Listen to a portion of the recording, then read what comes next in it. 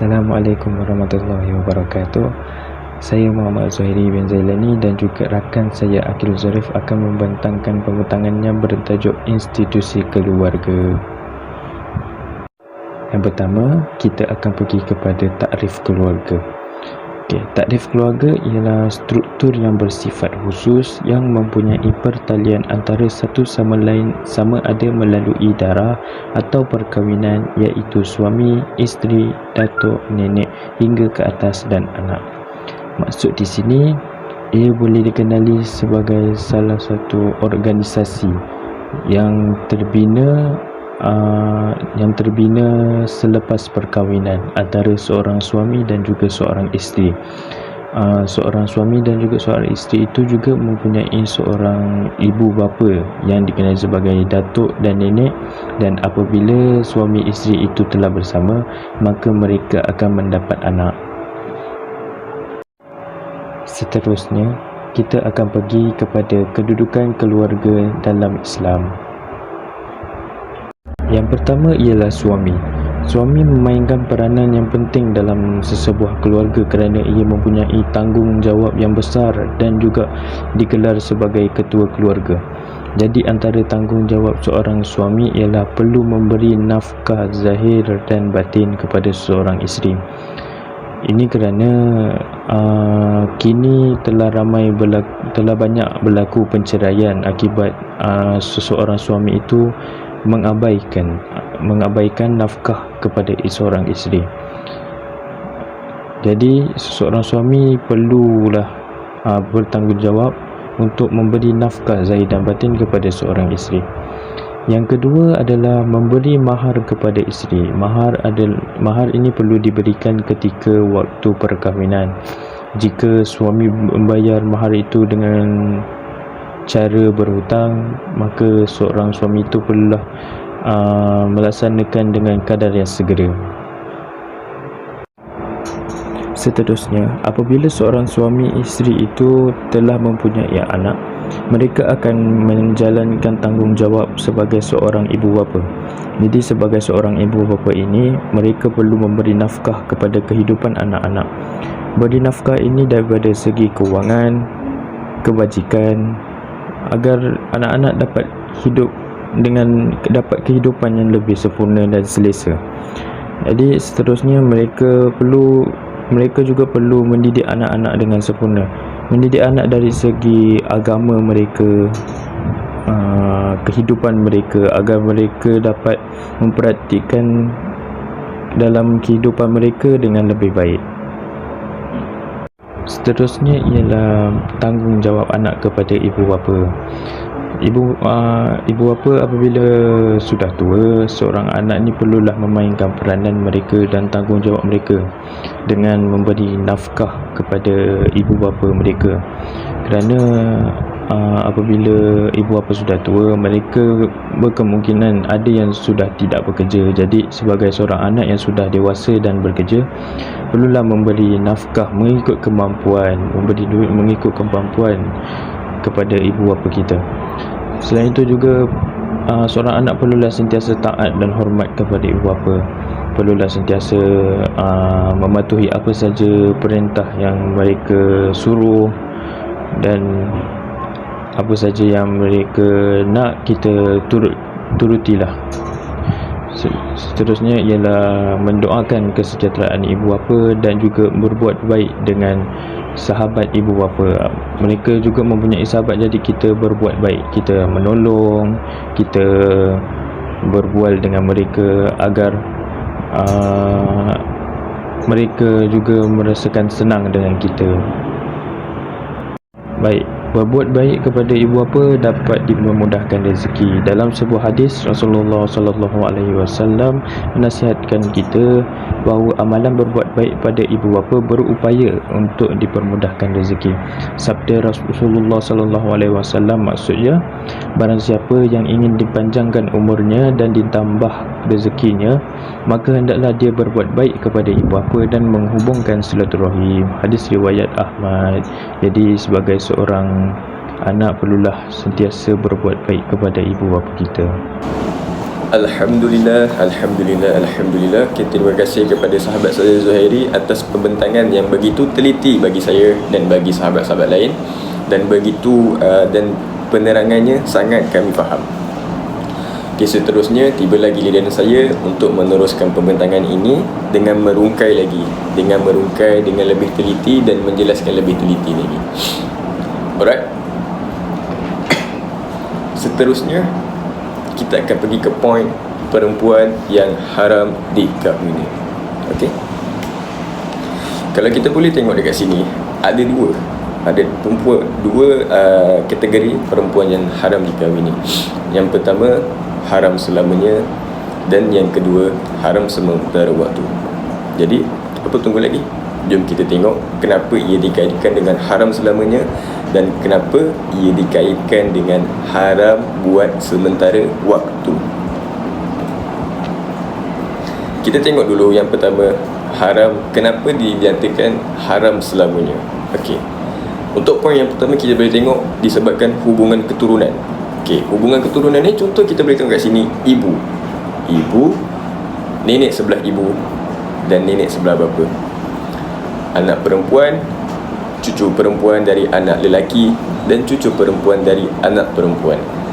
Adik-beradik perempuan, seibu sebapa atau seibu atau sebapa. Okey, jadi kat sini kita boleh tengoklah. Ia boleh kita tengok ada ibu, ada nenek, ada atuk, semua ada ni adik-beradik. Itu semua hubungan keluarga. Kita boleh tengok daripada keluarga kita. Memang daripada keluarga kita, nenek, ibu semua kan. Jadi di situlah jadi kita boleh tengok yang hubungan keturunan ni boleh dimasukkan dalam kategori haram selamanya sebab ia keturunan. Ia mempunyai keturunan yang sama seperti macam kita, ibu kita, adik kita ada keturunan yang sama, hubungan itu sama. Jadi kat situ kita boleh nyatakan itu haram selamanya. Yang kedua, kita akan tengok hubungan perkahwinan. Hubungan perkahwinan ni contoh isteri bapa ataupun ibu tiri, nenek tiri sebelah bapa dan isteri datuk sebelah ibu. Isteri anak lelaki menantu, isteri cucu lelaki sebelah anak lelaki dan isteri cucu lelaki sebelah anak perempuan, dan last sekali ibu rumah tua. Okey, kat sini kita boleh tengok yang saya nyatakan tadi tu berkaitan dengan perkahwinan lah. Mertua, ibu mertua, menantu, ibu mertua sebelah ibu, semua tu. Jadi kat situ kita boleh nampak dalam hubungan perkahwinan. Jadi hubungan perkahwinan pun kita boleh klasifikasikan sebagai haram selamanya. Tak boleh, haram selamanya. Yang ketiga, faktor penyusuan. Faktor penyusuan ni macam kita tahulah, kita susu ibu kan, adik kita susu dengan ibu. Contoh kalau macam ada jiran kita, dia tak boleh meluahkan susu, tak boleh bagi anak susu, jadi dia hantar anak dia kepada ibu kita, jadi ibu kita susukan dia. Jadi kat situ pun dia jadi sebagai penyusuan. Kita tengok contoh-contoh penyusuan. Ibu susuan, ibu kepada ibu susuan, nenek kepada ibu susuan, adik-beradik perempuan susuan, anak perempuan kepada adik-beradik lelaki susuan. Jadi kat sini kita boleh tengok antara yang saya listkan semua tadi tu, antara yang saya nyatakan tadi tu semua berkaitan faktor penyusuan. Jadi kat sini faktor penyusuan haram selamanya untuk kita kahwin. Perempuan yang ada kena mengena faktor penyusuan ni haram selamanya untuk kita kahwin ni. Baiklah. Seterusnya, haram untuk sementara waktu. Kenapa dikatakan haram untuk sementara waktu? Jom kita tengok. Yang pertama, berkahwin dengan dua beradik perempuan sekaligus. Allah. Dua orang sekaligus. Okey. Awak seorang, adik-beradik perempuan awak dua orang. Awak kahwin nak sekaligus dua-dua? Tak boleh. Itu haram untuk sementara waktu. Tak boleh. Terus dua-dua sekaligus tak boleh. Itu haram sementara waktu. Yang kedua, perempuan kafir yang menyembah berhala. Okey, kat sini kita kena tekankan lah. Okay. Kalau saya jadi awal pun saya faham kenapa kalau perempuan kafir yang menyembah berhala ni dikategorikan sebagai haram untuk sementara waktu. Sebab apa? Sebab dia dalam keadaan kafir, dia bukan beragama Islam. Jadi bila tiba, contohlah satu hari Allah rezekikan dia nikmat dapatnya hidayah itu, dia masuk Islam, masa itulah baru kita boleh kahwin dengan dia. Sebab apa? Sebab dia dah masuk Islam. Jadi kat situ kita boleh tengok yang nampak sementara waktu. Bila masuk waktu kafir, bila dia kafir, kita tak boleh kahwin dengan dia. Okay, hold sementara waktu, tunggu sementara waktu. Tapi bila dia dah masuk agama Islam, dia dah memeluk agama Islam, kita baru dia minang dia, kita boleh kahwin dengan dia. Jadi kat situ dikategorikan sebagai haram sementara waktu. Bila dah masuk Islam, baru kita boleh kahwin dengan dia. Yang ketiga, perempuan yang masih dalam iddah.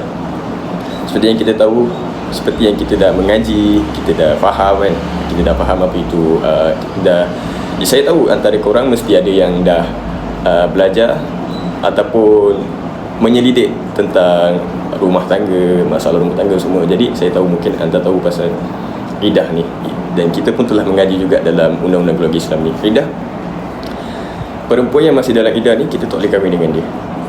Tapi bila tempoh iddah tu dah habis, kita boleh kahwin dengan dia. Jadi kat situlah boleh dikatakan haram untuk sementara waktu. Yang keempat, berkahwin lebih daripada 4 orang perempuan. Masya Allah. Ya, seperti kita tahu, kita pun pernah tahu, kita pernah dengar ustaz-ustaz pernah bagi tahu Nabi kahwin lebih daripada satu. Ini sunnah Rasulullah sallallahu alaihi wasallam. Ada yang berpendapat Rasulullah mempunyai 11 isteri, 11 orang isteri. Okay, tapi kita tak digalakkan untuk sampai 11 orang, 7 orang. Ya, memang sunnah, memang sunnah. Sunnah dimasukkan kat sini lebih daripada seorang, satu orang, lebih daripada satu orang perempuan, satu orang isteri. Okay. Dan di dalam mazhab kita dinyatakan paling maksimum, paling terhad, paling nak ramai pun sampai 4 orang. Okay, jadi kalau kat sini berkahwin lebih daripada 4, contoh isteri pertama ada lagi, kedua ada lagi, isteri ketiga ada, keempat ada, tiba-tiba nak kahwin lagi, tak boleh. Nak kahwin lagi seorang tak boleh, itu dah termasuk 5. Sebab kita punya mazhab hanya 4 orang saja. Melainkan ada 4 orang isteri, isteri pertama ada, isteri kedua baru meninggal, isteri ketiga ada, keempat ada. Jadi ada 3 orang. Dari masa itulah dia boleh untuk mencari, kalau rasa macam berkemampuan untuk mencari seorang lagi isteri, dia boleh tambah lagi 1 untuk jadi 4. Jadi kat sini boleh, membolehkan lah. Bukan macam tadi 4 orang nak tambah 4 satu lagi, tu tak. Jadi kat situ haram sementara waktu. Haram, contoh kalau ada 4 orang, ada 4 orang isteri, kita haram sementara waktu untuk kahwin lagi. Melainkan kalau kita tinggal 3 orang isteri, salah seorangnya telah meninggal dunia ataupun sebagainya, ada 3 orang isteri dan kita mau kahwin lagi, itu digalakkan. Itu boleh. Sebab apa? Sebab dah lepas hanya 4 orang tadi kan. Okey. Seterusnya, perempuan yang berkahwin, yakni mempunyai isteri. Allah, perempuan dah ada suami, kita tak boleh nak kahwin dengan dia buat sementara waktu. Memang tak boleh, sebab dia hak suami dia masih ada, dia bawah tanggungan suami dia. Memang dah ada suami. Dalam Islam bercakap, kalau seseorang tu dah berkahwin dan dah mempunyai suami ataupun isteri, kita tak boleh nak kacau dia, tak boleh nak hancurkan rumah tangga dia, berdosa. Okay. Melainkan dia ada suami, tapi mungkin suami ada sakit dan meninggal dunia. Okay, masa tu baru kita boleh kahwin dengan perempuan tu, sebab dia dikategorikan sebagai janda. Kerana apa? Kerana suaminya telah meninggal dan dia boleh menjadi sebagai ibu tunggal. Jadi dia keseorangan. Jadi kita boleh masuk minang dia. Seterusnya, perempuan yang diceraikan dengan talak 3. Perempuan yang diceraikan dengan talak 3 ni haram untuk kita kahwin dengan dia untuk sementara waktu. Okay. Sebab suami dia ceraikan dia dengan talak 3. Talak 3 ni seperti yang kita tahu tak boleh rujuk. Suami ataupun bekas suami tak boleh rujuk balik. Jadi kat sini boleh dikatakan dengan haram untuk sementara waktu. Jadi itulah sedikit yang saya boleh kaitkan haram selamanya dan haram sementara waktu. Jadi seterusnya, marilah kita sambung. Okey, baiklah. Ini hanya sekadar bonus dan tips untuk anda semua, dan bolehlah amalkan. Yang kami kongsikan ini, bolehlah kita amalkan daripada sekarang untuk mendapatkan zuriat dan keluarga yang kita inginkan. Contoh yang kita tengok kat sini, doa keluarga bahagia daripada Al-Quran dan hadis. Yang pertama, memohon zuriat yang baik. Okey, ini doa dia. Rabbi habli min ladunka zurriyatan thayyibah innaka sami'ud du'a. Surah Ali Imran ayat 38. Apa maksud dia? Kita tengok maksud dia. Ya Tuhanku, berilah aku dari sisi Engkau seorang anak yang baik. Sesungguhnya Engkau Maha pendengar doa. Kita doa setiap hari. Walaupun kita belum kahwin, kita doa setiap hari. Kita doa minta ke Allah, doa macam ni. Kalau tak boleh, kalau kurang untuk baca Al-Quran, kurang untuk memahami bahasa Arab macam ni, kita kita boleh gunakan bahasa Melayu macam tu. Yang Tuhanku, berilah aku dari sisi Engkau seorang anak yang baik, sesungguhnya Engkau maha pendengar doa.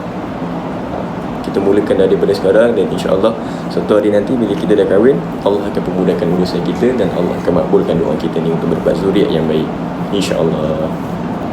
Seterusnya, doa untuk keluarga bahagia, dan saya pasti anda semua tahu doa-doa ini, dan berkemungkinan anda juga akan masukkan doa ini di dalam doa anda selepas solat. Apa doa dia? Jom. Rabbana hablana min azwajina wa zurriyyatina qurrata a'yun waj'alna lil muttaqina imama. Wahai Tuhan kami, berilah kami beroleh dari isteri-isteri dan zuriat keturunan kami perkara-perkara yang menyukakan hati melihatnya, dan jadikanlah kami imam ikutan bagi orang-orang yang mahu, iaitu bertakwa. Surah Al-Furqan ayat 74.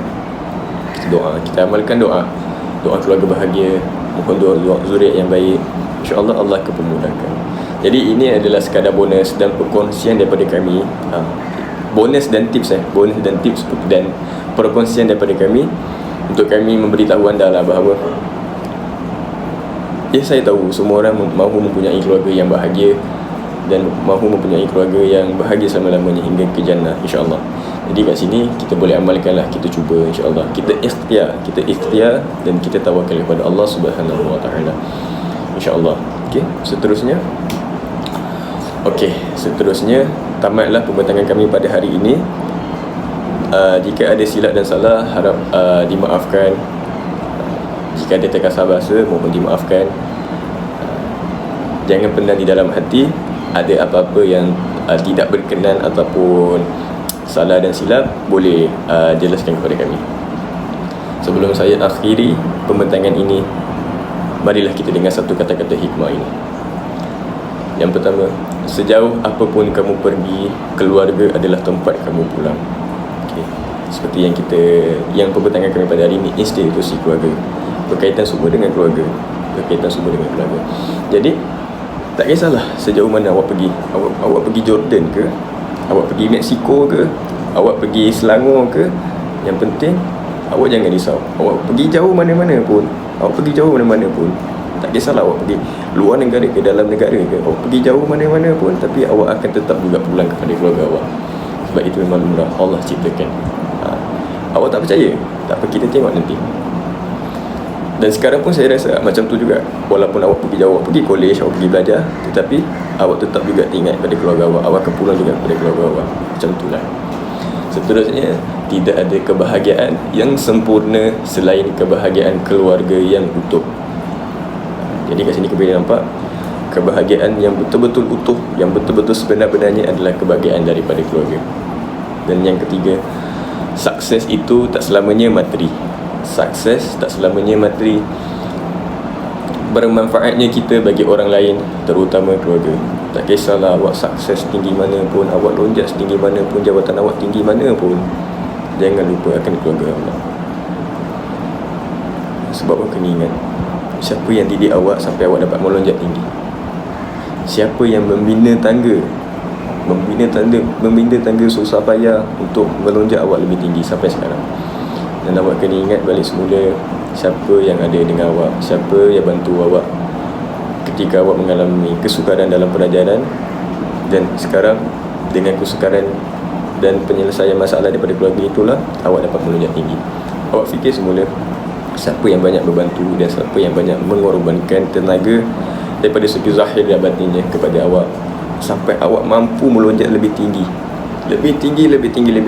sampai sekarang apa yang awak jadi sekarang ni. Jadi itulah pesan saya, keluarga adalah utama.